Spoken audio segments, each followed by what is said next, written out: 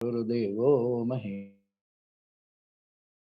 परब्रह्म तस्मै श्री गुरवे नमः। कल्याणानां कलिमलमथनं पावनं पावनानां पाथेयं यन्मुमुक्षोः सपदि परपदप्राप्तये प्रस्थितस्य विश्रामस्थानमेकं कविवरवचसां जीवनं सज्जनानां बीजं धर्मद्रुमस्य प्रभवतु भवतां भूतये राम नाम। मनोजवं मारुततुल्यवेगं जितेन्द्रियं बुद्धिमतां वरिष्ठं वातात्मजं वानरयूथमुख्यं श्रीरामदूतं शरणं प्रपद्ये। राजाधिराज प्रभु रामचंद्र भगवान की जय।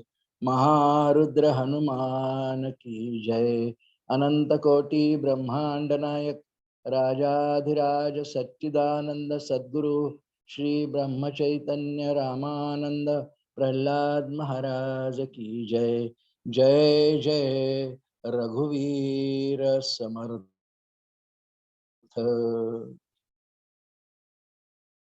परमपूजनीय सद्गुरूंच्या असीम कृपेने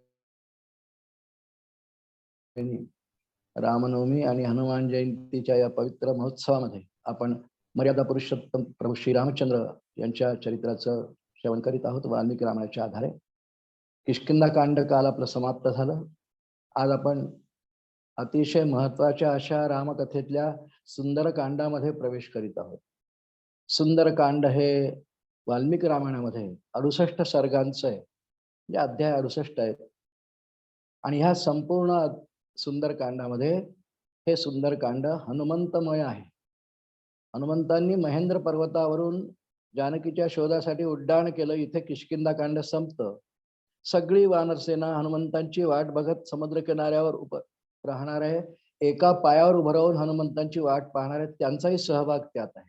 त्यांनाही आतुरता आहे, कारण सुग्रीवाची आज्ञा आहे की 1 महिन्याच्या आत जानकीचा शोध तुम्हाला घ्यावा लागेल, नाहीतर मृत्यूदंड दिला जाईल।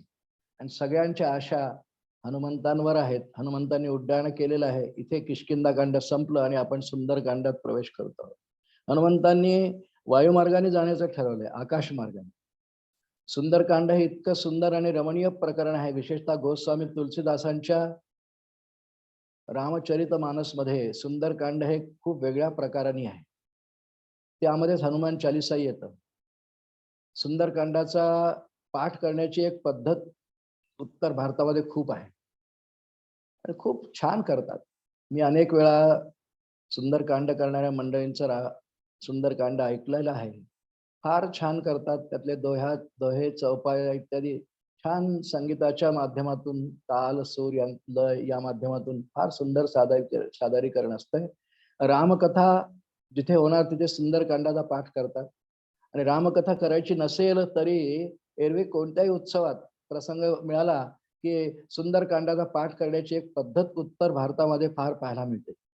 आणि त्यामध्ये खूप आनंद असतोय सगळ्यांना, कारण संगीताच्या लयीत तुलसीदासजींचे शब्द, हनुमंतांचा बलप्रताप तेज महिमा वर्णन त्यामध्ये सगळं आहे। आणि एक आनंदाची पर्वणी त्यामध्ये असते। ते गायना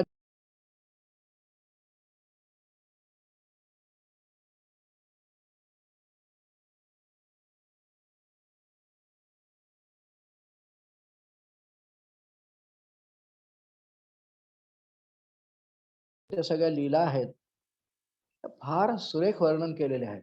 आपण प्रवेश करतो आहोत। 68 सर्गांचा आहे। आणि हनुमंत जानकींचा शोध लागल्यानंतर लंकेचा विध्वंस करून परत जेव्हा यायला निघतात समुद्राकडे पुन्हा वायुमार्गाने, तिथे सुंदरकांडाची समाप्ती आहे। म्हणजे हनुमंतांचं लंकेतलं वास्तव्य, सीता शोध हा सगळा जो भाग आहे हा सुंदरकांड नावाने प्रसिद्ध आहे। आणि क्रमाने जर विचार केला तर 5वं कांड आहे। त्यानंतर आता युद्धकांड आणि उत्तरकांड इतकाच भाग रामायणाचा शेष असतोय। म्हणून अत्यंत रंजक, उद्बोधनीय, श्रवणीय आणि त्यातून पुष्कळशा गोष्टी घेण्यासारखं हनुमंतांचं हे सुंदरकांड आहे। हनुमंतांचंच म्हणूया आपण, कारण प्राधान्याने सुंदरकांडामध्ये हनुमानच आहे। प्रसंग जसे आहेत तसे ऐकू आणि मधून मधून काय आपल्याला शिकवण असेल तर ती ग्रहण करण्याचा प्रयत्न करू। हनुमंतांनी महेंद्र पर्वतावरून उड्डाण केलं. त्यांनी विराट रूप धारण केलेलं आहे. इतकं विराट रूप आहे, त्यांनी उड्डाण केल्यावर ते आकाशात उडाले आणि वायुमार्गाने ते आता लंकेत फार कमी अवधीत पोहोचणार होतं. उड्डाणच केलं ना. त्यांच्या उड्डाणाची गती खूप आहे. गती आहे, वेग आहे, तेज आहे आणि त्यांच्यामध्ये एक आत्मविश्वास आहे की मी सहज उड्डाण करू शकतो. ही माझ्यावरती रामांची कृपा असं ते मानतात. आणि ते वायुपुत्र आहेत, पवनसुत म्हणतो ना आपण त्यांना. आणि या उड्डाणामध्ये त्यांच्या वर्णन केलंय वाल्मिकींनी की त्यांची जी सावली समुद्रात पडती आहे, त्या सावलीचं वर्णन केलंय हो. म्हणजे वाल्मिकींसारखा कवी असेल ना, तर कशाचं वर्णन ते करू शकत नाहीत. बघा, हनुमंतांच्या सावलीचं वर्णन केलंय सुरुवातीला. दशयोजन विस्तीर्ण त्रिंश योजन मायता. योजन, योजन शब्दाचा अर्थ पाहिला आपण. एक योजन म्हणजे 4 कोस होतं. 4 कोस म्हणजे 8 मैल होतात वगैरे वगैरे. दशयोजन विस्तीर्ण, इतकी मोठी सावली हनुमंतांची समुद्रात पडलेली आहे. आणि 300 योजन मायता, लांबी रुंदी त्याची दिली आहे 30 योजन लांब आणि 10 योजन रुंद अशी सावली त्याची पडली. छाया वानर सिंहस्य जवे तारु तरा भवत. आणि ती सावली एका जागी स्थिर नाही आहे. यांचं उड्डाण वेगाने आहे आणि त्यामुळे ती सावली खूप वेगाने पळते. इतकं सुंदर दृश्य ते दिसतंय असं वाल्मिकींनी वर्णन केलेलं आहे. आणि सगळे जलचर प्राणी पाहतात की काय इतक्या वेगाने आकाशातून जाते आहे. विमान जेव्हा आकाशातून जातं सावली पडत नाही त्याची. खूप खालून जर ते उडत असेल तर पडते, पण फार उंचावरून जर विमान जात असेल तर सावली पडत नाही. हनुमंत उंचावरूनही आहेत, पण तरी सावली पडते आहे, कारण विराट रूप धारण केलेलं आहे. आणि छाया वानर सिंहस्य जवे तारु तरा भवत. एखाद्या प्रचंड मोठ्या वृक्षाप्रमाणे जशी हालचाल होते, तशी त्या सावलीची हालचाल वेगाने पुढे पुढे जलचर प्राणी विस्मयाने पाहतात. समुद्रामध्ये अनेक जलचर असतात आणि समुद्रामध्ये मगरी पण खाली खूप आहेत. त्या सगळ्या आ करून पाहतात. सगळ्या देवांना कौतुक आहे, गंधर्वांना कौतुक आहे. पाहतात हनुमंतांची लीला. काय सामर्थ्य आहे, किती वेगाने चाललाय हनुमान. पण तरी सगळ्या देवांनी मिळून असा विचार केला की हनुमंतांचं एवढं बल आहे, परीक्षा घेतली पाहिजे. नागमाता आहे, तिचं नाव सुरसा असं आहे. नागमाता सुरसा आहे. या सुरसेकडे सगळे गेले आणि सांगितले की तू याची परीक्षा पहा, याच्या बल आणि पराक्रमाची परीक्षा पहा. आणि ती सुरसा नावाची नागमाता हनुमंतांच्या समोर उपस्थित झाली हो. फार मोठी ती राक्षसीनच आहे. आणि हनुमंतांनी तिला एक वर ब्रह्मदेवाने सांगितलं होतं की हनुमंत जेव्हा आकाशात उड्डाण करेल त्याच्यावर तू विघ्न घे, विघ्न. आणि सगळ्या देवांनी सांगितले परीक्षा घे आणि त्याला गिळून टाक तुझ्या तोंडामध्ये. म्हणजे तिने हनुमंतांचं जेवढं रूप आहे त्याच्या दुप्पट मोठं रूप धारण केलं आणि ती एकदम जबडा मोठा करून हनुमंतासमोर आली. हनुमान बुद्धिमान आहे, नुसते बुद्धिमान नाही, त्यांचं सामर्थ्यही आहे. त्यांनी तिने जेवढं रूप धारण केलं त्याच्या दुप्पट मोठं रूप धारण केलं. तिने अजून मोठं धारण केलं, यांनी अजून मोठं केलं. करता करता हनुमंत 30 योजन उंच लांबीचं रूप त्यांनी धारण केलं, वर्णन आहे. आणि ती आता लहान. मग हनुमंतांनी काय केलं, तिने दुप्पट केलं. तितक्यात हनुमंतांनी तस्मिन मुहूर्ते हनुमान बभो वांगुष्ठ मात्र कहा, एकदम छोटे झाले. सगळ्या सिद्धींचे मालक आहेत हो. अष्टव सिद्धी दासी म्हटलंय ना. लघिमा आधी अणिमा, मग लघिमा. लहानसं रूप घेतलं, तिच्या मुखात गेले आणि तिने जबडा बंद करायच्या आत बाहेर आले. काय बुद्धिमान आहे. आणि बाहेर येऊन म्हणतात, हे बघ, हे बघ सुरसे, तुला जो ब्रह्मदेवाने दिलेला वर होता ना, तो पूर्ण झालाय. मी तुझ्या मुखात गेलोय आणि मुखातून बाहेर आलोय. तेव्हा तुला आता काही भय नाही, तुझा वर पूर्ण झालेला आहे. तिने हनुमंतांच्या चातुर्याची, बुद्धीची खूप स्तुती आणि वर्णन केली.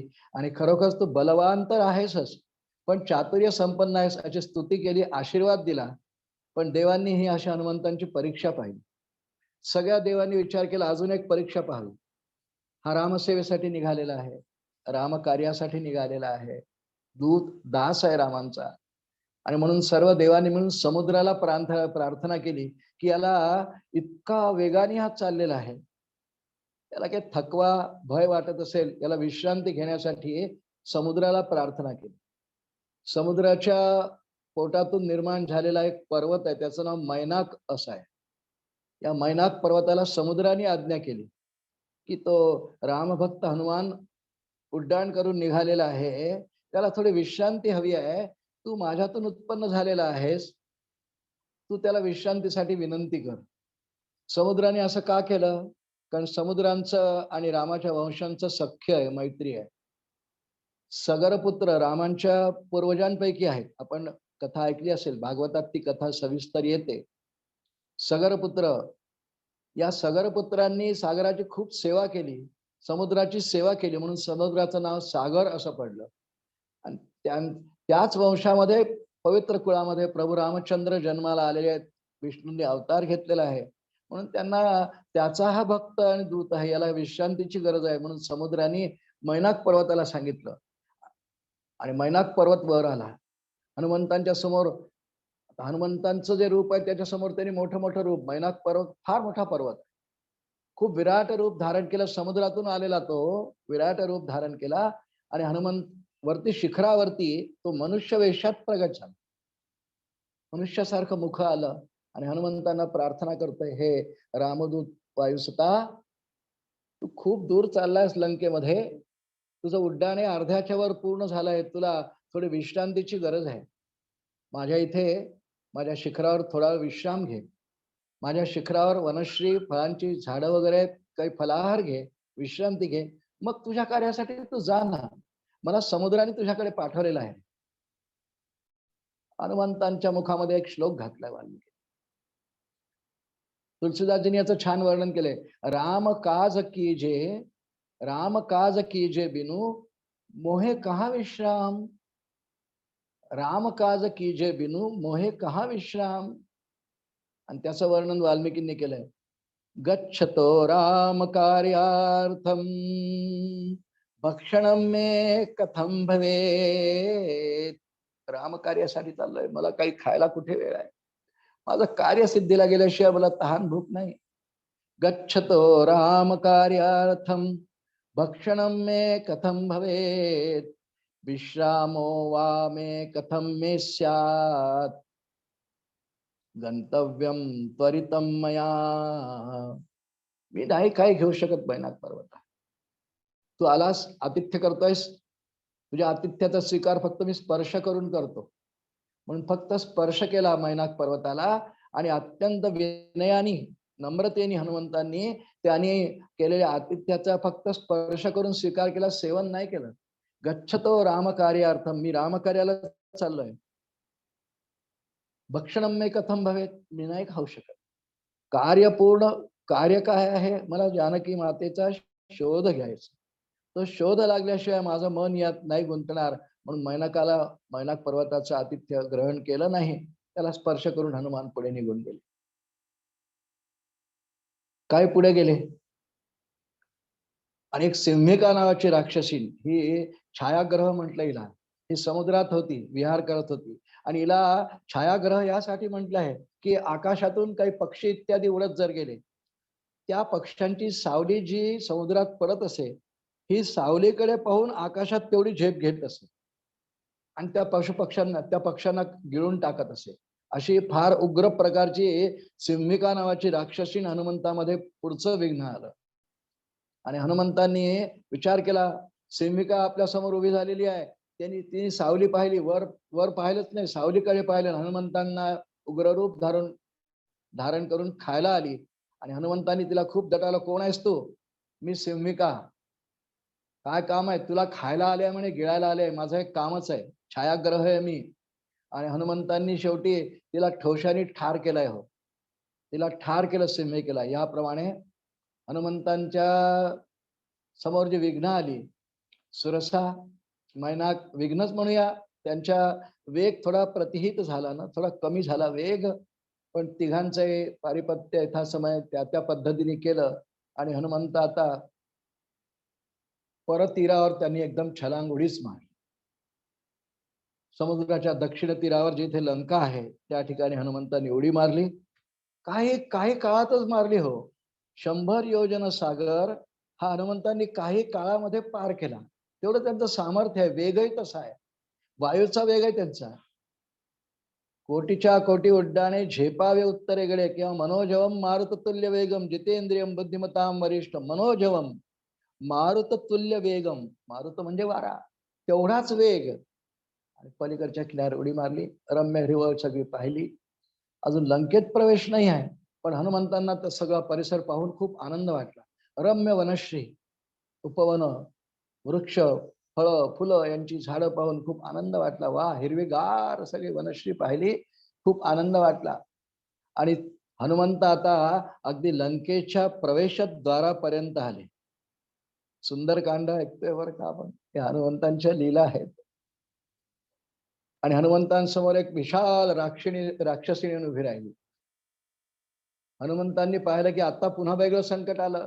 आपण समुद्र तर पार करून आलो, इथे आता राक्षसांचंच राज्य आहे, ते दैत्य भेटणारच आहेत त्यांना. या तिने हनुमंताला दरावलं, कोण आहेस तू? दरडावून विचारलं, कोण आहेस, परिचय करून दे.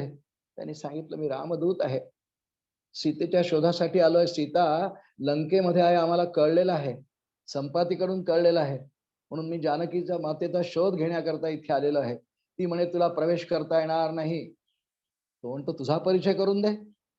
तिने सांगितलं, माझं नाव लंकिनी आहे, मी राक्षस राज रावणाची सेविका आहे आणि लंकेची रक्षिका आहे. मला लंकेच्या तटाजवळ रावणाने लंकेचं रक्षण करण्याकरता उभं केलेलं आहे, कुणाला हे आत येऊ द्यायचं नाही, खबरदार आत जाशील तर. आणि तिने हनुमंताच्या एक थोवाडीत मारली असं वाटत. हनुमंतांनी आधी आक्रमण नाही केलंय, पण लंकिनीने आपल्यावर आक्रमण केलं पाहून हनुमंतांनी तिच्या मुखामध्ये एक श्रीमुखात भडकावून ठोसा मारला. भळा भळा भळा रक्त उकायला लागले. हनुमंतांचा वज्रमुठ आहे ती, वज्रमुठीचा एक ठोसा बसला, रक्त ओकायला लागली. आणि तिने विचार केला की झाले पराभूत, मी शरण हनुमंता तुला, आणि तुला मी सुयश पण देते, कारण मला ब्रह्मदेवाचा वर आणि सांगणं होतं. मी ब्रह्मदेवाची तपश्चर्या केली, मी फार सामर्थ्य संपन्न आहे, मी कोणतेही रूप धारण करू शकते, मायावी आहे, अकराळ विक्राळ आहे, याचा मला अभिमान होता. मला ब्रह्मदेवानी सांगितलं होतं, हे बघ लंकिनी, तू रावणाची तटरक्षिका जरूर आहेस, पण ज्या वेळेला एक वानर येऊन तुझा पराभव करील, तेव्हा तू समज की राक्षसांचा विनाश जवळ आलेला, असं ब्रह्मदेव मला बोलले. इथे वाल्मिकीने श्लोक लिहिलाय, यदा त्वाम वानर कश्चित विक्रमात वशमाने, यदा त्वाम वानर कश्चित, एक यश्चित वानर जेव्हा तुला पराभव करेल तुझा, यदा त्वाम वानर कश्चित विक्रमात वशमाने, तदा त्वया हि विज्ञेयम रक्षसां भयमागतम. राक्षसांना भय आहे, राक्षसांचा विनाश जवळ आलेला आहे, म्हणून हनुमंता मी समजले तू महापराक्रमी आहेस. एकच ठोसा मारलाय बर का, पण त्याच्या सामर्थ्याची कल्पना आली आणि सांगितलं, ब्रह्मदेवाचा वर मला आठवला, वा आता राक्षसांचा विनाश जवळ आलेला असं मी समजते, तू जा आता खुशाल आतमध्ये आणि यशस्वी भव. तिने आशीर्वाद दिला. आता तिची अनुमतीच मिळाली. हनुमंत आत येत चालले, विचार करतात आहे की आता संध्याकाळ झालेली आहे, माझं हे एवढं मोठं विराट रूपाची काही गरज नाही. आणि हनुमंतांनी आता सूक्ष्म रूप धारण केलं, कारण लंकेमध्ये त्यांनी पाहिलं खूप राक्षस येरझारा करतात आहे. लंकेकडे पाहिलं, सगळे सुवर्णाची नगरी, वैडूर्याची दारं, सगळे परकोट सोन्याचे, त्याच्यावरची जी शिखरं असतात पर्वतावरची, त्या महालावरची, ती सगळी नीलमण्यांनी वेढलेली, त्याच्यात अनेक प्रकारचे मोती रचलेले, इतकी सुवर्णमयी आणि दैदिप्यमान अद्भुत नगरी. अद्भुतच म्हटलंय तिला, अत्यंत अद्भुत नगरी, पाचो आणि हिऱ्यांचे वरती काम कोंदण केलेले हो. हे सगळं पाहिलं, आश्चर्यचकित झाला, काय नगरी आहे. आणि या नगरीत जर, आणि खालीच विलोकन करतोय, अनेक राक्षस येरझारा करतात आहे, सर्वांच्या हातात दिव्य असे शस्त्र आहेत. लंका काही सामान्य नगरी नाही, रावण स्वतः वेदज्ञ आहे, शास्त्र विशारद आहे, वेदांग ज्ञाता आहे, त्रिकाल संध्या करणारा ब्राह्मण आहे, सगळीकडून घराघरातून स्वस्ती मंत्रांचं वाचन ऐकू येत आहे. वेदघोष ऐकू येतात आहे, संगीत ऐकू येत आहे, कुठे नृत्य ऐकू येत आहे. हनुमाना ती अद्भुत नगरी पाहिली, विचार केला की आपण ज्या वेशात इथे आलेलो आहोत, आपल्याला जर यांनी सगळ्यांनी ओळखलं आणि पकडलं तर पुढचा कार्यभाग तर संपलाच आपला. बुद्धिमताम वरिष्ठम. हनुमंतांनी त्या लंकेत प्रवेश करण्याआधी सूर्ये चास्ते सूर्ये चास्तं गते रात्रे देह संक्षिप्त मारुती, लहानसा झाला अंगठ्यावेळेला रूप धारण केलं. आणि रूप कसं धारण केलं वाल्मिकीने वर्णन केलंय. वृषदंशक मात्रोथ वृषदंशक मात्रोथ बभुवात भूतदर्शन. अद्भुत दिसायला लागले. वृषदंशक याचा अर्थ लहान मांजरीच्या पिल्लासारखं रूप घेतलं. तेवढं रूप, सोनेरी सोनेरी अंगावर केस. कल्पना करा आपण, रात्रीची वेळ आहे, सोनेरी मांजरीचं पिल्लू आहे, त्याचे डोळे कसे चमकत असतात. आणि एवढं सूक्ष्म रूप, लहान रूप हनुमंतांनी का केलं घेतलं. ते हनुमंत रूपातच आहे, पण मांजरीच्या पिल्ला इतकं लहान रूप त्यांनी धारण केलं, जेणेकरून कोणाचंही लक्ष माझ्याकडे जाणार नाही. कारण लंकेत वावरणारे सगळे राक्षस प्रचंड मोठ्या देहाचे आहेत, त्यात एवढंसं लहानसं रूप, त्यात गदाई खांद्यावर आहे. हनुमंतांची कांती तशीच आहे, पण लहानसं अंगठ्या एवढं मांजरीसारखं रूप घेतलं. वृषदंशक दंशक मात्रोथ बभुवात भूतदर्शना.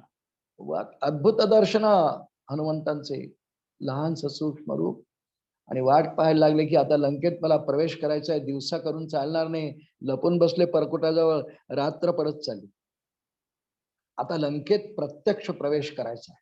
तटावरून तर आत आले, पण लंका नगरीत प्रवेश करायचा आहे. लंका नगरी ही त्रिकूट पर्वताच्या शिखरावर विराजमान असं वर्णन आहे वाल्मिकी रामायणात. त्रिकूट पर्वताच्या शिखरावर झगमग झगमग झगमग दिसायला लागली, सुवर्णाची आहे.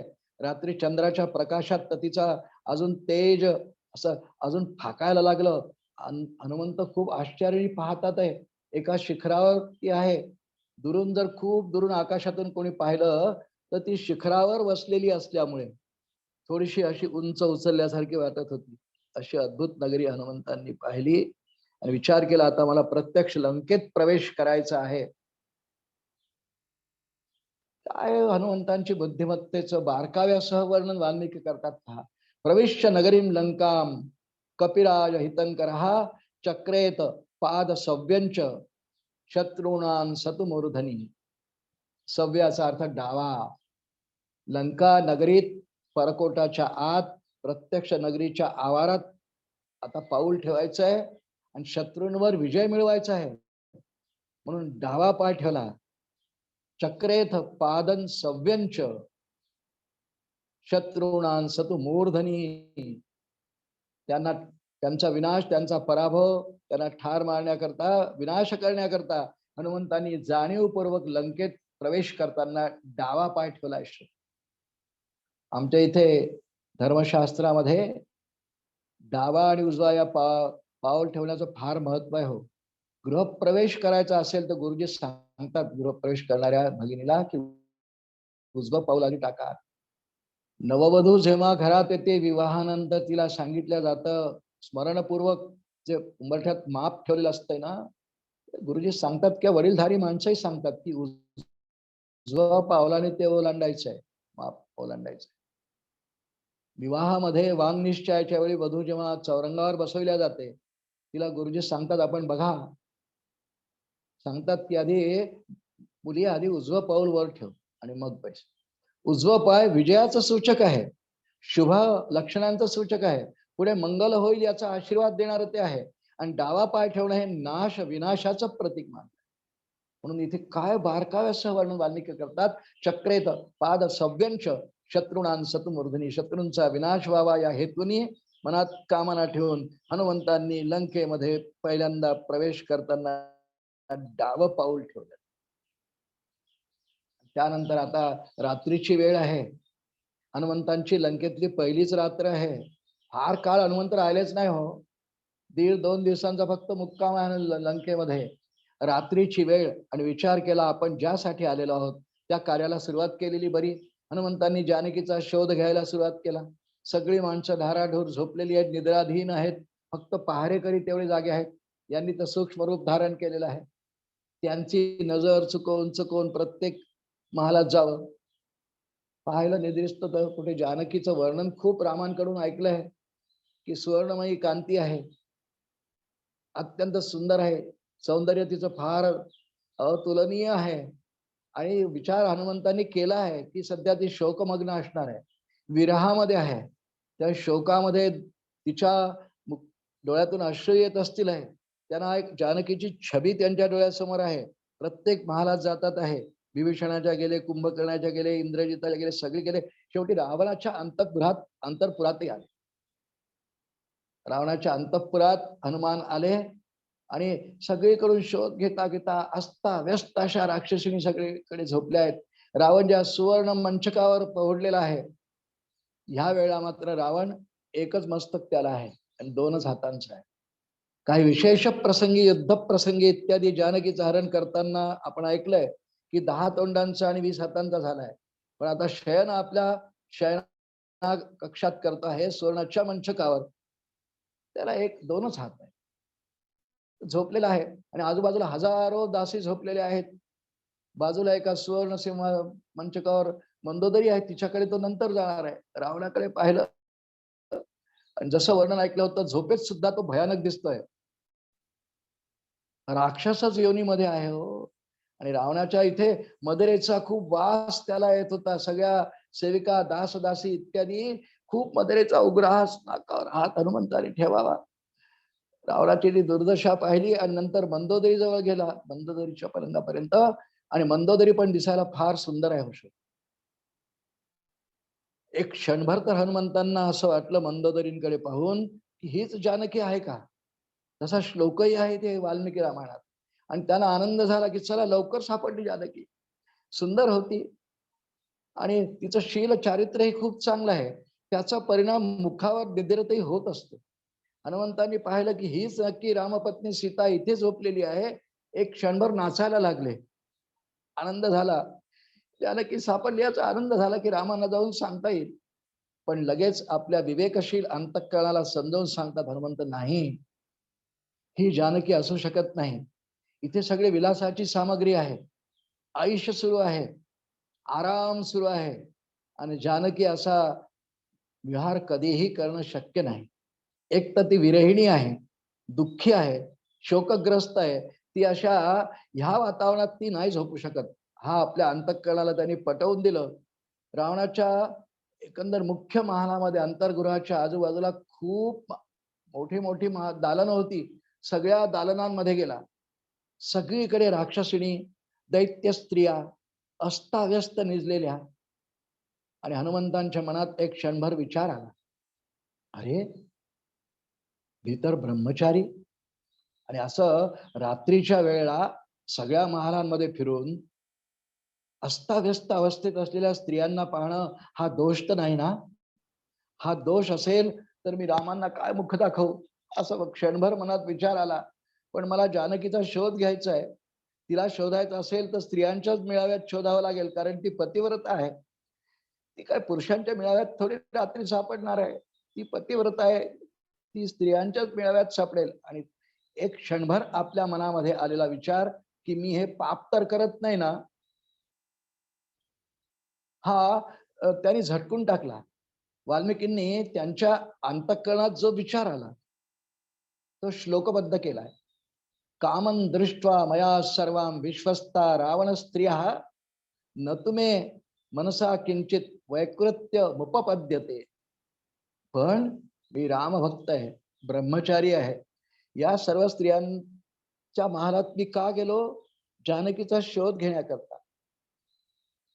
पण माझ्या मनामध्ये कुठेही विकृती मात्र उत्पन्न झाली नाही. न तुमे मनसा किंचित वैकृत्य मुपपद्यते. इतकंही वैकृत्य माझ्या मनामध्ये या स्त्रियांविषयी माझ्या अंतःकरणात काही वाईट भावना, काम भावना उत्पन्न झाली नाही. हे रामकृपेचं फळ आहे. त्यामुळे मी घेतलेली शोध मोहीम मी थांबवता कामा नये. सगळीकडे शोध घेतला, सगळे महाल फिरला. रात्रीचीच वेळ आहे, मध्यरात्र उलटत आलेली आहे आणि कुठेही जानकी सापडत नाही. सगळे महाल पाहिले, सूक्ष्म रूपातच ते आहेत. काय लहानशा खिडकीतूनही प्रवेश करू शकतात. दासदासी सेवकांनाही कळणार नाही असं त्यांना लपवून चुकवून प्रत्येक महालात ते जातात आहे. खूप शोध घेतला. शेवटी हनुमान एका जागी विचार करत उभे राहिले की मध्यरात्र उलटून चालली, विलंब होत आहे. मी आता काय रामांना तोंड दाखवू की रामा मला जानकी नाही सापडली. असं अपयश सांगू तरी चांगलं नाही आणि यश काय सांगू, कारण मला जानकी सापडलेलीच नाही अजून. तिचा शोधच लागलेला नाही. लंकेत तर मी आलो, 100 योजन सागर प्रभू रामांच्या कृपेने इथे मी उल्लंघन करून तर आलो, पण जानकी अजून मला दिसतच नाही आहे. मी काय करावं, कुठे शोधू, कोणता भाग आता शोधायचा राहिला आहे. आणि अचानकपणे संपातीने सांगितलेलं वाक्य आठवलं की जानकीला रावणाने अशोकवनामध्ये बंदिस्त राक्षसिणींच्या मेळाव्यामध्ये खूप पहारा ठेवून ठेवलेला, तिथे जा. आणि विचार करतोय, अरे मी इथे काय वेळ घालवतोय, मला तर अशोकवनात जायला पाहिजे. आणि हनुमंतांनी आता मध्यरात्र उलटून गेल्यानंतर हनुमंतांच्या मनात विचार आला की मला आता अशोकवनात जायला पाहिजे. रामा तूच मला ही बुद्धी दिलीस. म्हणजे मनोमन आधी प्रभू रामांना खूप वंदन केलं, असा श्लोक आहे. नमो रामाय स लक्ष्मणाय देव्य च तस्य जनकात्मजायै नमोस्तु रुद्रेंद्र मानिलेभ्यो नमोस्तु चंद्राग्नि रुद्र गणे मरुद्गण गणेभ्यः नमोस्तु चंद्राग्नि मरुद्गणेभ्यः. असं सर्वांचे आभार मानले, नमस्कार केला की मला अशोकवनात जायला पाहिजे. नमो रामाय, रामाला लक्ष्मण, स लक्ष्मणाय, राम आणि लक्ष्मण यांना मनोमन वंदन केले की तुम्हीच मला बुद्धी दिली की आता अशोकवनात जा. देव्येच तस्य जनकात्मजाय, जानकी मातेला मनातून वंदन केलं. राम लक्ष्मण जानकी, नमोस्तु रुद्रेंद्र, रुद्र इंद्र सर्व देवतांना मनातून वंदन केलं. चंद्र अग्नी मरुद्गण सर्वांना मनातून वंदन केलं आणि हनुमान आता अशोक वनाकडे जायला निघाले. त्यांना जायला काय वेळ लागतोय, सूक्ष्म रूपातच आहेत, पण अशोक वाटिका हे लंकेचं वैभव आहे बरं का. रावणाला अत्यंत प्रिय असलेली वाटिका आहे. अनेक प्रकारच्या फुलांची म्हणजे पुष्पांची तिथे झाडं आहेत, खूप वेली आहेत, खूप फळांची झाडं आहेत. अशोक वाटिका खूप मोठी आहे. अनेक एकर परिसरामध्ये, आजच्या भाषेत म्हणजे अनेक एकर परिसरामध्ये अशोक वाटिका आहे. आणि अशोक वाटिच्या अगदी मध्यभागी रावणाने जानकी देवीला म्हणजे सीतेला बंदिस्त नाही केलेलं, बसवून ठेवलेलं आहे. अशोक वृक्षाखालीच बसवून ठेवलेलं आहे. पहारा आहे तिच्यावर. खूप राक्षसिणी आहेत, तिला भय दाखवण्याकरता की तू रावणाला वश हो म्हणून. आता त्यातल्या पुष्कळशा पेंगतात आहे, मध्यरात्र उलटून गेलेली आहे, आता लवकरच दुसरा दिवस सुरू होणार आहे. अशा वेळेला हनुमान तिथे पोहोचलेले आहे. दिवस प्रारंभ व्हायला एकच प्रहर शिल्लक आहे. अशा वेळेत हनुमंत आता अशोक वाटिकेत प्रवेश करते झाले. आणि अशोक वाटिकेची ती एकंदर सगळी अत्यंत रमणीय शोभा पाहिली आणि रावणाला ही वाटिका का प्रिय आहे हनुमंतांना प्रत्यक्षदर्शी असल्यामुळे आता कळलं. काय ती बाग रात्रीच्या वेळी, कारण लंका सुवर्णाची, वरती चंद्र आकाशात आहे, या दोन्हींची किरणं त्या अशोक बागेवर पडलेली आहेत. फळं फुलं चमकतात रात्रीच्या वेळी. आणि हनुमंतांनी पाहिलं की एका वृक्षाखाली, ज्या ठिकाणी मध्यभागी जो वृक्ष अशोक वृक्ष, तिथे तर कुणीच नाही आहे. काय झालं असेल जानकीचं. एक क्षण तर हनुमंतांच्या मनामध्ये असा विचार आला की जे ठिकाण त्यांना संपातीने सांगितलंय, अशोक वाटिका मध्यभागी जो अशोक वृक्ष आहे तो रमणीय असा आहे, उंच आहे खूप, इथे तर नाही आहे. क्षणभर हनुमंतांच्या मनात विचार येऊन गेला की जानकीने आत्महत्या तर केली नसेल, किती भयावह आहे ते सगळ्या राक्षसिणींचं वर्णन खूप केलंय वाल्मिकींनी. काही राक्षसिणी तर अशा त्यांच्या कानांचंच वर्णन केलंय. कोणी लंबकर्णा, काहींचे कान तर इतके लांब की ते कानच त्यांनी अंगावर चादरीसारखे पांघरायला घेतले. कुणाला कानच नाही, कुणाचं नाक चपट नकट, तर कुणाचं खूप लांब. झोपेमध्ये अवलोकन करतात आहे, कारण अशोक वृक्षाभोवती सगळ्या राक्षसिणींचा पहारा आहे. त्या सगळ्यांना पाहतात आहे. कुणाच्या तर कपाळावर डोळा, कुणाचा दात एवढा लांब, दात झोपेमध्ये तो बाहेर आलेला एकदंतासारखी, पण अत्यंत घोर विद्रूप कुरूप. कोणी अत्यंत काळ्या, कोणी अत्यंत गोऱ्या, केस विखुरलेले, मद्यप्राशन केलेल्या, हातात खडग किंवा तलवार किंवा कोणतं तरी शस्त्र घेतलेल्या, अस्ताव्यस्त पडलेल्या, चारही बाजूला अशोक वृक्षाच्या, ते सगळं दृश्य हनुमंतांनी पाहिलं. पण मुख्य अशोक वृक्षाखाली जानकी नाही आहे. निरीक्षण करतात एक दूर मंदिर दिसलं, ते देवीचं मंदिर आहे. आणि हनुमंतांनी पाहिलं त्या मंदिराच्या पायऱ्यांवर एक स्त्री उत्तम मलिन वस्त्र परिधान केलेली, एक शय्या, एक वेणी, अधोमुख असलेली, डोळ्यातून पाणी येणारी. हनुमंत सूक्ष्म नजर करून पाहतात आणि ओळखलं की हीच सीता आहे. जानकी मातेचं पहिल्यांदा दर्शन झालं. हनुमंतांनी मनोमय खूप वंदन केलं. आई तुला नमस्कार आहे. ओळखलं की हीच विरहिणीची कशी अवस्था असते त्यांच्या डोळ्यासमोर जी आहे, तशाच जानकी मातेचं स्वरूप आहे. पण सौंदर्यात कुठे खोट नाही, सौंदर्य आहेच. पण अत्यंत चिंताग्रस्त, शोकग्रस्त विरहिणीच्या दशेमध्ये जानकी आहे असल्यामुळे हनुमंतांनी ओळखली ही जानकी आहे. खूप विलाप करते. झोप कशाची हो तिला? जानकी देवी रावणाच्या इथे बंदिवासामध्ये जितका काळ आहे, झोपच नाहीये त्यांना. त्यांना अखंड रामांचं स्मरण आहे. आणि ह्या इथून मला प्रभू राम कसे सोडवतील ही चिंता आहे. कारण लंका अभेद्य नगरी आहे. शिवाय 100 योजनं सागराने वेढलेली आहे. वर्णन तिने ऐकली आणि तिला जाता येता राक्षसीने सांगतात ना, अगं तुझ्या भोवती 100 योजनं सागर आहे, तुझा राम इथे येईलच कसा? तू रावणाला वश हो, असं दिवसभर त्या राक्षसींचा हा कार्यक्रम. त्यामुळे तिला ऐकून हे सगळं वर्णन माहिती आहे. शिवाय रावणाजवळ किती कोटी राक्षस आहेत. देवांनाही बंदिवासात ठेवलं आहे. अत्यंत पराक्रमी, दुष्ट, मायावी असा रावण आहे, हे ती वर्णन ऐकती आहे. त्यामुळे तिच्या मनात एक चिंता आहे, कसे राम लक्ष्मण इथे येतील, मला इथून कसे सोडवून नेतील, अशा चिंतेने पण ती ग्रस्त आहे. चिंताग्रस्त आहे, विरहिणी आहे, शोकग्रस्त आहे, मुख म्लान आहे. झोप नाहीये तिला कित्येक दिवसांपासून. क्षीण आलेला आहे, थकलेली आहे. हनुमंताने ते रूप पाहिलं.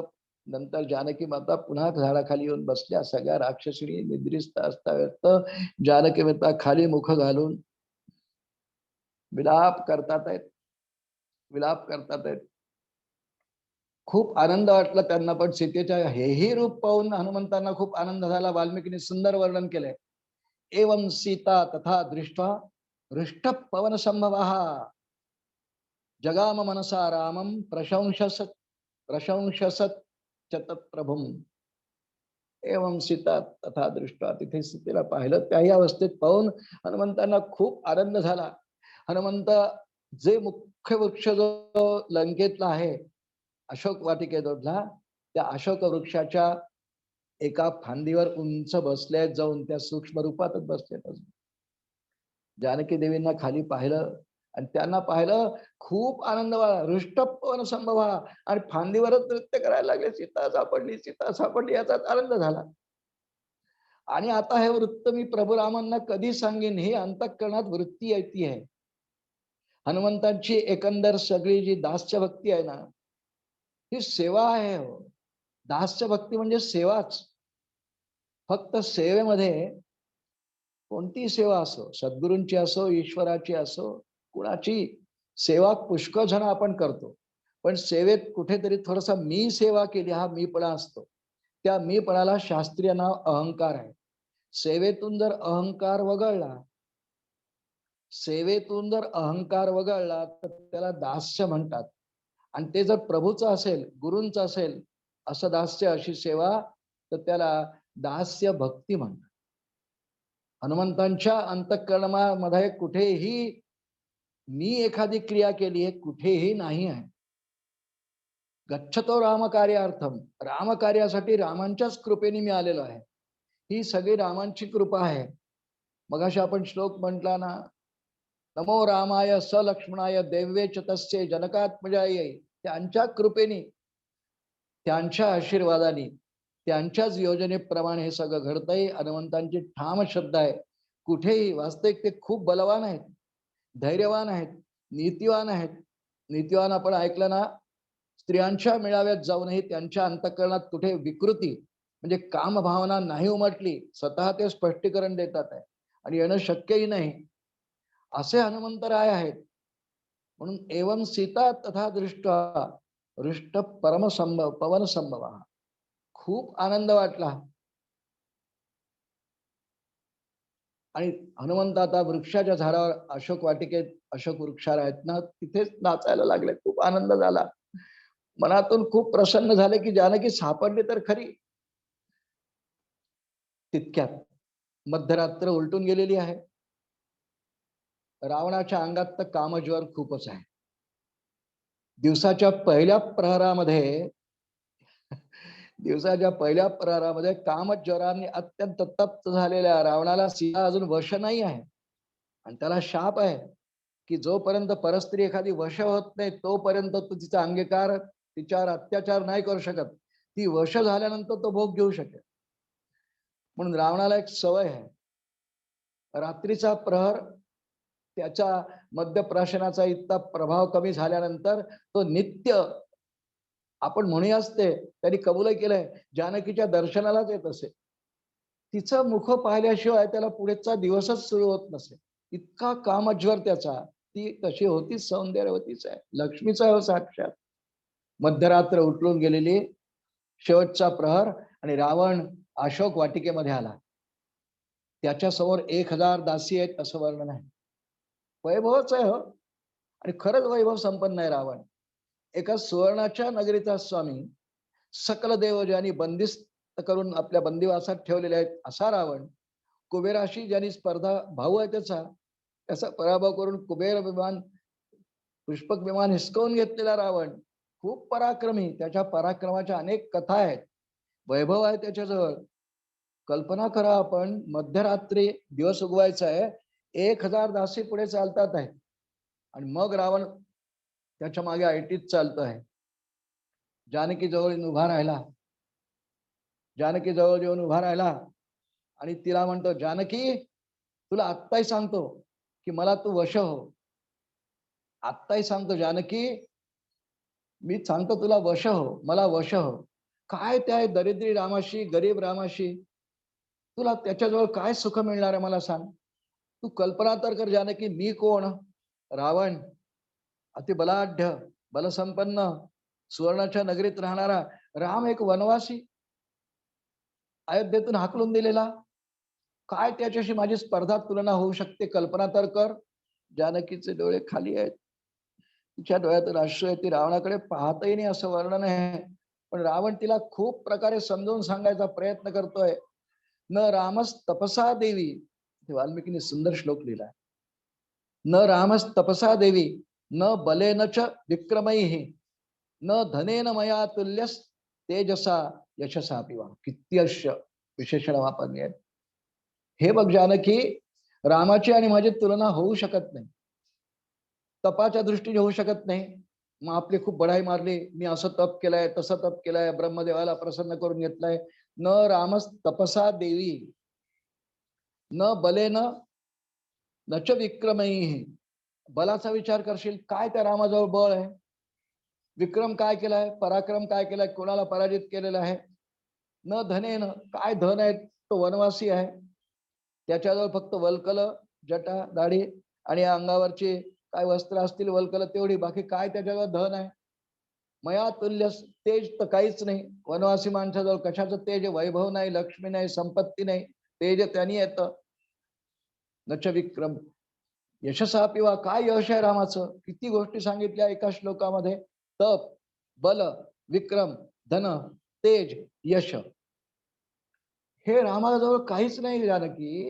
हे देवी, तू विचार तर कर, तुला माझ्याशी विवाह करून माझी पट्टराणी होऊन किती सुख मिळेल. या सगळ्या लंकेतल्या स्त्रिया, माझ्या स्त्रिया तुझी सेवा करतील, तू पट्टराणी होशील, तू ऐश्वर्यात राहशील. त्या रामाशी जवळ जाऊन तुला किती आनंद होणार आहे, विचार तर कर. आणि जानकीच्या मुखामध्ये इथे खूप मोठं भाषण आहे. ती म्हणते, दुष्टा चांडाळा, परस्त्रीकडे इतक्या पापी नजरेने पाहताना तुझी जीभ झडून कशी जात नाही? तू अधम आहेस, नीच आहेस, पापी आहेस. तू एका अत्यंत भयभीत झालेल्या पुरुषाप्रमाणे आणि भेकडाप्रमाणे मला पंचवटीतून पळवलंस. प्रभू रामचंद्र आणि लक्ष्मण त्या ठिकाणी नाही असं पाहून तू मला असहाय्य स्थितीत त्या मला इथे उचलून आणलंस. भेकड आहेस तू. काय तुझा पराक्रम? पराक्रम असता तर रामांशी युद्ध करून आणतास. रामांशी तू काय युद्ध करू शकतोयस? त्यांचा एकही बाण तुला मारायकरता पुरेसा आहे. रामाच्या बलाची तुलना उलट तुझ्याशी होऊ शकत नाही. तू म्हणतोस तुझा बल जास्त आहे, पण परंतु मला रामांच्या बलावर पूर्ण विश्वास आहे. ते साक्षात विष्णूंचे अंश आहेत, महापराक्रमी आहेत, दशरथ पुत्र आहेत, उत्तम कुळातले आहेत. धिक्कार असं रावणा तुझा खूप धिक्कार केला, खूप धिक्कार केला. रावणा मी तुझा खूप धिक्कार करते. परस्त्रीचा अभिलाष ठेवणाऱ्या रावणा तुझा लवकरच संपूर्ण विनाश होईल अशी वाणी तिच्या मुखामध्ये आहे हो. आणि जानकी पतिव्रता आहे. पतिव्रतेच्या मुखातून निघालेली ही शापवाणीच समजूया आपण. प्रसंग केव्हाचा आहे बघा, कसा प्रसंग आहे. आणि हनुमान हे सगळं ऐकतात आहे. हनुमान सगळं ऐकतात आहे. ते वृक्षाच्या एका फांदीवर आहेत. खाली रावण आलेला आहे. मुद्दाम रावणाला नीट जवळून पाहता यावं म्हणून असं वर्णन केलंय वाल्मिकींनी. काय वाल्मिकी सूक्ष्म निरीक्षण करून लिहितात हो, की आपल्याला हे नेमका काय संवाद होतोय नीट कळावा. यासाठी हनुमान वरच्या फांदीवरून थोडं खालच्या फांदीवर, पण पानांच्या आड मी दिसणार नाही याची काळजी घेऊन सावध साक्षेपी दक्ष, समर्थांचे अत्यंत आवडीचे शब्द आहेत. सावध आहे, समय सूचक आहे. मला आत्ताच खाली उतरणं बरं नाही. यांचा संवाद सुरू आहे. आता प्रातःकाल होणार आहे. रावण तर निघून जाईल, सीतेला दाटून दमटावून वगैरे निघून जाईल, पण नंतर मी जानकीची भेट घेईन. पण हा संवाद ऐकतोय. शेवटी रावणाने सीतेचे भाषण ऐकलं आणि सांगितलं, सीते खूप वाईट बोललीस, मला अपशब्द बोललीस. आजपर्यंत मला असं कोणी बोलल्याचं स्मरत नाही, कोणाची बोलण्याची हिंमतही नाही. तू मला बोललीस, इतर कोणी बोलू शकत नाही. फार बोललीस. तुला मी शेवटचं सांगतो सीते. इथे रावणाने सीतेला आता शेवटच्यांदा सांगितलं, आजच्या भाषेत म्हणजे अल्टिमेटम. सीते ऐक, मी तुला 2 महिने पुन्हा मुदत देतो आणि 2 महिन्यात जर तुम्हाला वश झाली नाहीस तर मात्र तुला मी जबरदस्तीने आपल्या शयन कक्षात नेईन. 2 मासो रक्षितव्यो मे यो वधिस्ते मया कृता तत शयन मारोह ममत्वम वरवर्णिनी. तुला माझ्या शयन कक्षात यावंच लागेल. 2 महिने तुला मी मुदत देतो. आणि जानकी रडती आहे. तिला हे शब्द ऐकतही नाही.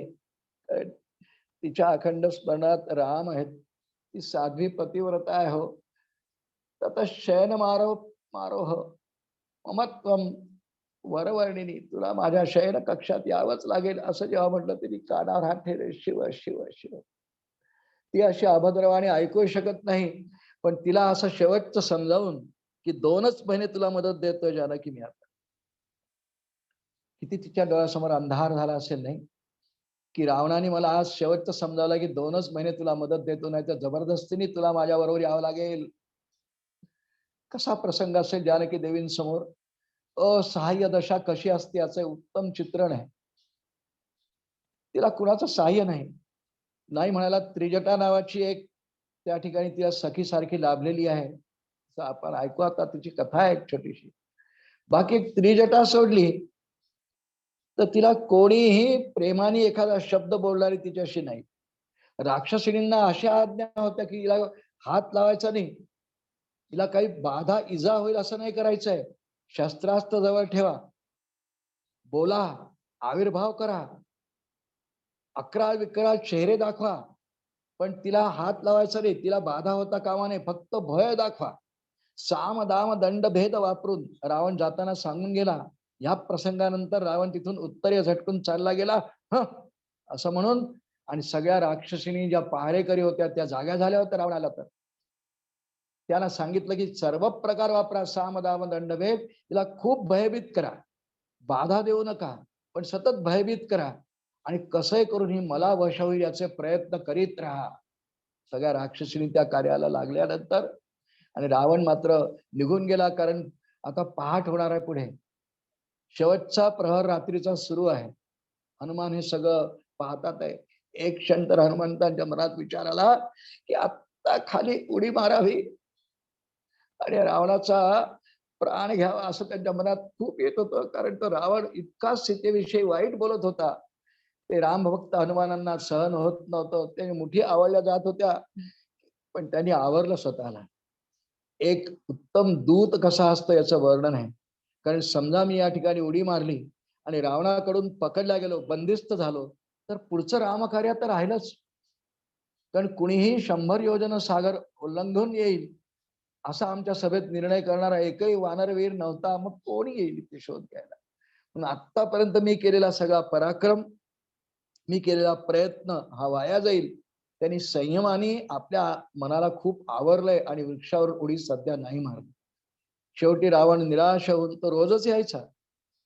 आज ज्याप्रमाणे मध्यरात्री उलटून गेल्यानंतर रावण आलेला आहे ना, वाल्मिकी रामायणामध्ये वर्णन आहे, रोजच यायचा.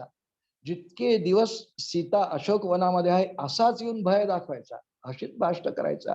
तेच ते ऐकून जानकीचे कान बधीर व्हायला आलेले होते. पण तो यायचाच आणि त्याच्या अंतःकरणात एकच लालसा असायची की मी जानकीला डोळ्यांनी एकदा पाहिलं, शिवाय तिला वश करायचा तो प्रयत्नही करायचा आणि मग निघून जायचा. मंदोदरी त्याची धर्मपत्नी त्याला किती प्रकारे परावृत्त करायची की नाथ असं करू नका. सीता एक पतिव्रता आहे, साक्षात लक्ष्मीचा अंश आहे. प्रभू राम साक्षात विष्णू आहे. का वैर म्हणता स्वामी तिच्याशी? तिला सुखरूपपणे प्रभू रामांना शरण जाऊन ती परत करा. खूप मंदोदरी आणि रावणाचे बरेच संवाद वाल्मिकी रामायणामध्ये म्हणा, अध्यात्म रामायणामध्ये म्हणा, गोस्वामींच्या रामकथेत म्हणा, कारण मंदोदरी एक पतिव्रता.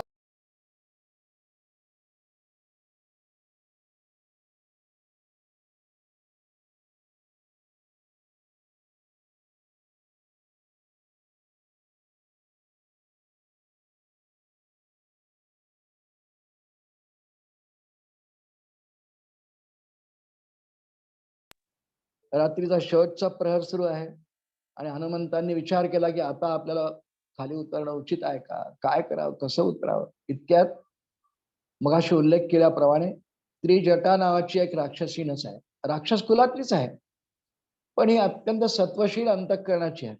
तिला जानकीविषयी करुणा आहे. तिच्यावर जो प्रसंग आलेला आहे त्याची जाणीव आहे. ती स्वतः अत्यंत पतिभक्ती रता आहे हे तिला माहिती आहे. तिच्या अंतःकरणात पतीशिवाय अन्य चिंतन नाही, परपुरुषाचं तर नाहीच, हे त्रिजटा जाणायची. त्रिजटा सगळ्या राक्षसिणींपैकीच आहे. तिला तिथे रावणाने ठेवलेलंच आहे. तिला जाग आली एकदम.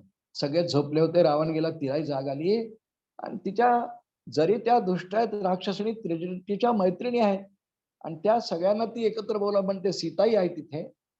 हा एक सुंदर प्रसंग वाल्मिकी रामायणामध्ये आहे.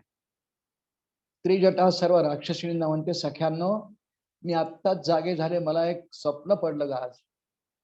सगळ्या म्हणतात, अगं काय स्वप्न पडलं, काय स्वप्न पडलं, आम्हाला सांग ना.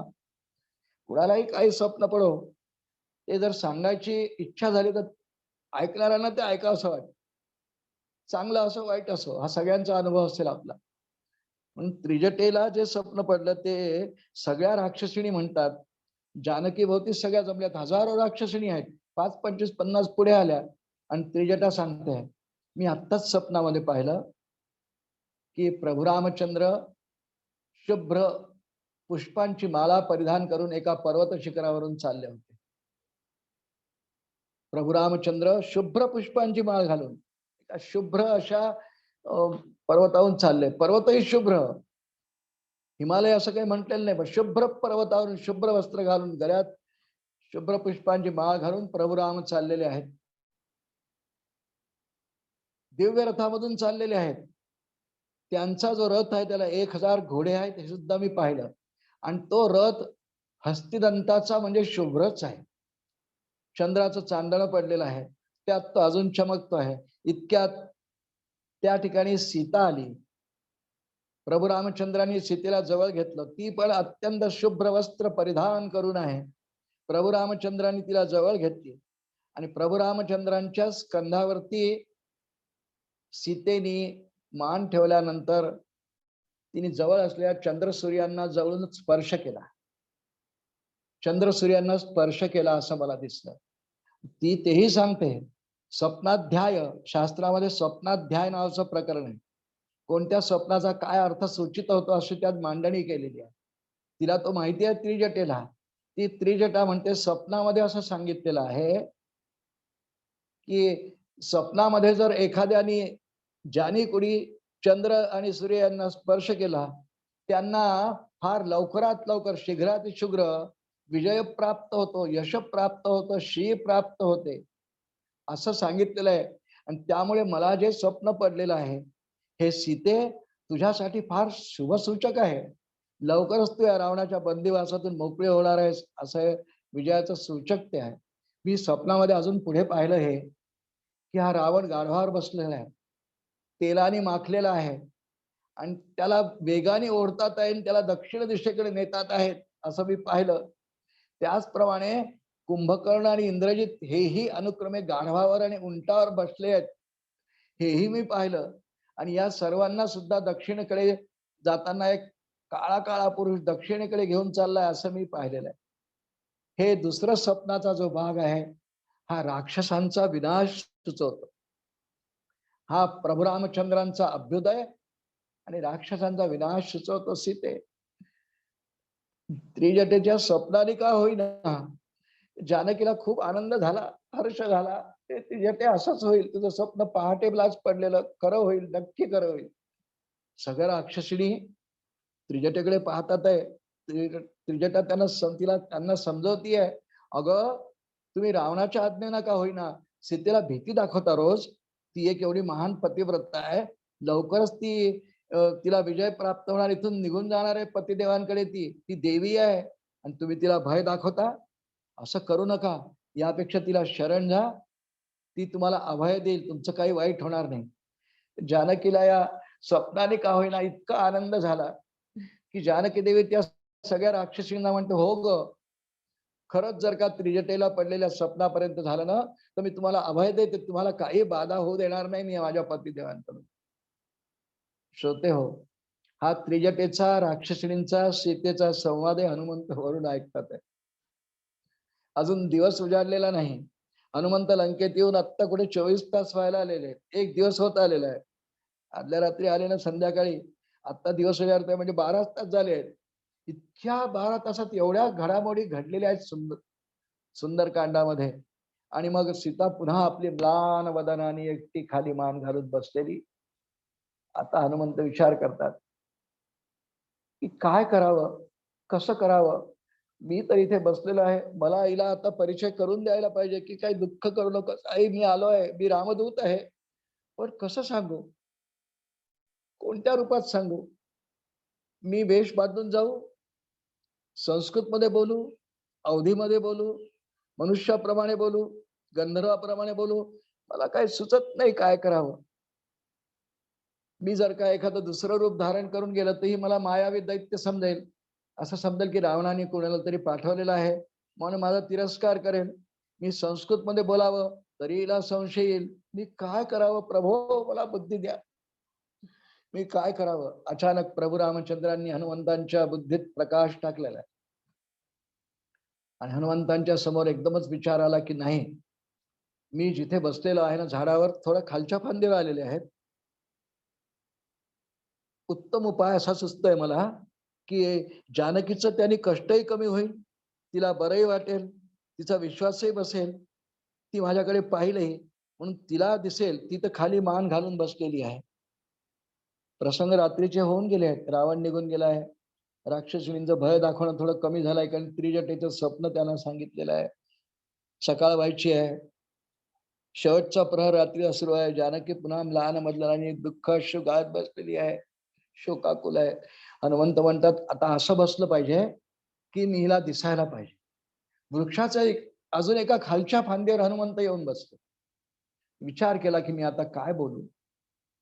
मी असं उडी एकदम सांगू की मी हनुमान रामदूत आहे, नाही खरं वाटणार हिला. तिला मायावी माकड वाटेल, तिला मायावी वाटेल, रावणाची माया वाटेल. मी कायच करू की जा माझ्यावर विश्वास बसेल, मी काय करावं. आणि एकदम त्यांच्या बुद्धीत प्रभू रामांनीच प्रकाश टाकला. इक्ष्वाकूणां वरिष्ठस्य रामस्य विदितात्मनः.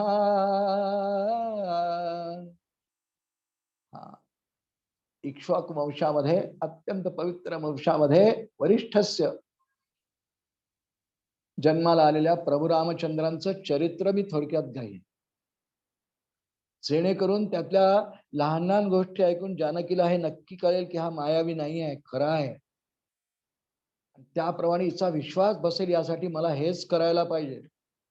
इक्ष्वाकूणां वरिष्ठस्य रामस्य विदितात्मनः शुभानि धर्मयुक्तानि वचनानि समर्पयन्. मी आता शुभ वचन जी आहेत, रामचरित्र शुभवचनांनीच युक्त आहे, म्हणून हिला संक्षिप्त रामचरित्रच सांगेन आतापर्यंत आलेलं. आणि हनुमंतांनी ज्या ठिकाणी ते बसलेले आहेत अशोक वृक्षाच्या एका फांदीवर, जिथून ते जानकीला दिसतील अशा ठिकाणी बसले असताना हनुमंतांनी संक्षिप्त रामचरित्र जानकी देवींना सांगितलंय. अयोध्येचा परमप्रतापी राजा दशरथ, त्याचे 4 पुत्र राम, लक्ष्मण, भरत, शत्रुघ्न, विवाहानंतर चौघांच्याही विवाहानंतर राजा दशरथाच्या मनामध्ये असा विचार आला की ज्येष्ठ पुत्र प्रभू राम याला आता सिंहासन मिळायला पाहिजे. त्याप्रमाणे रामचंद्रांना सिंहासनाभिषिक्त करण्याचा दिवस ठरला. ऐन वेळेवर कैकेयी मातेने पूर्वी मागितलेले 2 वर मागितले आणि त्या वरांप्रमाणे प्रभू रामांना 14 वर्षांचा वनवास धारण करावा लागला. लक्ष्मण आणि जानकी समवेत आले. त्याच रामांची पुढे सुग्रीवांशी मैत्री झाली. वालीचा वध झाला. सुग्रीवांशी मैत्री झाल्यामुळे संपूर्ण वानर सेनेचं सहाय्य प्रभू रामांना मिळालं. प्रभू रामचंद्रांनी सुग्रीवाला सांगितल्याप्रमाणे सुग्रीवांनी वचनबद्धता पाळून सगळी वानर सेना किष्किंधेला बोलावली. त्या वानर सेनेचे 4 गट केले. त्यापैकी अंगदाच्या नेतृत्वात जो गट दक्षिण दिशेकडे आला, हे देवी त्या गटामधला मी एक लहानसा सेवक प्रभू रामचंद्रांचा आहे, माझं नाव हनुमान आहे. जानकी, आपण कल्पना करा हा जो प्रसंग आहे, असं संक्षिप्त चरित्र इथपर्यंत. आणि मी वायुपुत्र असल्यामुळे 100 योजन सागर मी लिहिलेनी ओलांडून आलो आहे. माझ्यात ते बल आणि पराक्रम आपल्या पिताश्रींमुळे आहे. जानकी पाहत्या की इतकं सुंदर रामचरित्र, वास्तविक तिची अवस्था वेगळी आहे, ती रामचिंतनात आहे, स्मरणामध्ये आहे.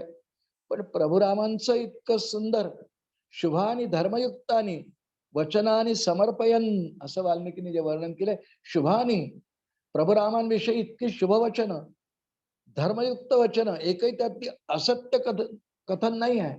की धर्मयुक्त कथन जे असतं ते सत्याच्या अधिष्ठानावर असतं. तिला तर सगळं माहिती आहे, फक्त सुग्रीवाची मैत्री एवढा प्रकार तिला नाही माहित, ज्ञात नाही आहे. कारण पंचवटीतून रावणाने तिला उचलून आणल्यानंतर ही मैत्री झालेली आहे. पण ही शुभानी धर्मयुक्तानी वचनानी समर्पयन हे ऐकून जानकीच्या मनामध्ये एक आदरभाव निर्माण झाला. पाहते कुठून आवाज येतोय, सगळीकडे पाहायला कोण बोलताय, इतकी सुंदर मधुरवाणी कोण बोलताय. अचानकपणे अशोक वृक्षाकडे नजर गेली आणि त्या ठिकाणी हनुमंतांची तिची प्रथम दृष्ट भेट झाली. पाहिला वानर मनुष्यवाणीने बोलतोय, असं काही आश्चर्य इत्यादी वाटतंय. आणि आता हनुमंतांनी विचार केला की हिला आता मी मायावी वाटण्याचं कारण आहे, कारण मी रामकथा बोललोय संक्षिप्त. हनुमंतांनी अशोक वृक्षावरून खाली उडी मारली जानकी समोर. आधी जानकी मातेला साष्टांग प्रणिपात केला. आई तुला वंदन करतो, रामांचा दूत आहे, रामदूत वायुसूत आहे, मी पवनसूत आहे, माझं नाव हनुमान आहे. ती आश्चर्याने पाहत राहिली की हा रामचरित्र बोलत होता आणि इतका मायावी असेल ही आता शंका तिच्या मनात नाही राहत. श्रोते हो, सुंदरकांडामध्ये हनुमंतांची एकंदर जी कल्पकता आहे, समयसूचकता आहे, प्रसंगावधान आहे प्रत्येक वेळी, म्हणून तर हे सुंदरकांड आहे, म्हणून हे सगळं सुंदरकांड आहे. आत्ता तर कुठे जानकी समोर ते प्रगट झाले आहे. यानंतर हनुमंतांचा सगळा पराक्रम, हनुमंतांची सगळी पुढची योजना, सुंदरकांडाचा त्यांनी अशोकवनाचा केलेला विध्वंस, मग रावणांच्या इथे इंद्रिय त्यांना नेणार, मग रावणाशी त्यांचा संवाद, आणि त्यानंतर ते प्रभू रामांकडे येऊन सगळा वृत्तांत निवेदन करणार, हे सगळं आपण पुढच्या पुष्पामध्ये ऐकणार आहोत. सुंदरकांड गोडच आहे, रमणीय आहे, पूर्ण हनुमंतांनी ते व्यापलेलं आहे. म्हणून मी सुरुवात जिथून आपण केली, सुंदरकांडाचा प्रचार प्रसार रामकथेमध्ये अत्यंत महत्वाचा, म्हणून प्रत्यक्ष गायनाने भजनाने जे करतात त्यांची धन्यता आहेच. छानच आहे ते, प्रश्नच नाही. ते ऐकावं, सांगावं. पण सुंदरकांड प्रत्येकाने एकदा पूर्ण मनापासून वाचन करून मनन करावा.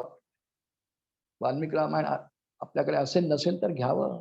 आणि वाल्मिकी रामायण म्हणा, अध्यात्म रामायण म्हणा, गोस्वामींचं तुलसी रामायण म्हणा, यांच्याद्वारे आपण रामकथा स्वतःहून काही विस्ताराने समजून घ्यावी. सुंदरकांड पुढे युद्धकांडाचा भाग, तोही खूप दीर्घ आहे, तोही आपण पाहणार आहोत.